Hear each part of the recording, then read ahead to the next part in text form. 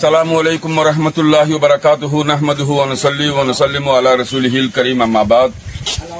অধ্যকার সাতবাড়িয়া মোহরহাটের পূর্ব পাশে নবাব মিয়া চেয়ারম্যান বাড়ির এলাকায় মোহাম্মদ আব্দুর রহমান নামে একজন ব্যক্তির গলিত লাশ প্রায় আমরা দাঁড়ানো করছি যে 3-4-5 দিন হবে।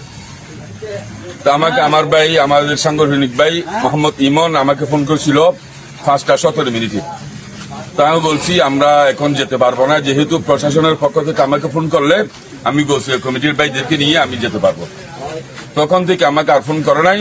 পরবর্তী এশারের নামাজের আগে আমাকে চন্দনাইশ থানা অফিসার ইনচার্জ মহোদয় এবং সাব ইন্সপেক্টর মহোদয় আমাকে ফোন করছে, যেহেতু আপনাকে আসতে হবে, আপনাদের কর্মীদেরকে গৌসিয়া কমিটির কর্মীদেরকে আপনি নিয়ে আসেন।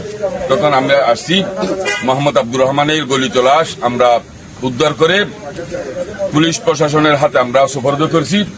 তাই গৌসিয়া কমিটি বাংলাদেশ চন্দনাইশ টিমের পক্ষ থেকে অত্র এলাকার সবাইকে এবং আমাদের চন্দনাইশ থানা প্রশাসনকে ধন্যবাদ জানিয়ে আমার বক্তব্য শেষ করছি। আসসালামু আলাইকুম ওয়া রাহমাতুল্লাহি ওয়া বারাকাতুহু।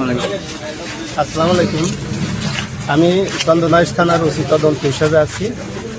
আমাদের ধারণা যে আব্দুর রহমান সাহেব গত শুক্রবার দিন রাত্রিকালীন যে কোনো সময় উনি স্ট্রোক বা অন্য কোনো কারণে মৃত্যুবরণ করছে। তার গলিত লাশটা আমরা উত্তোলন করে নিতে ব্যর্থ হই। পরবর্তীতে ভাইদের সহায়তায় আমরা যথাযথভাবে লাস্ট অ্যাম্বুলেন্সে তুলতে সক্ষম হয়েছি। এই গাউসিয়া কমিটির সকলকে অসংখ্য ধন্যবাদ।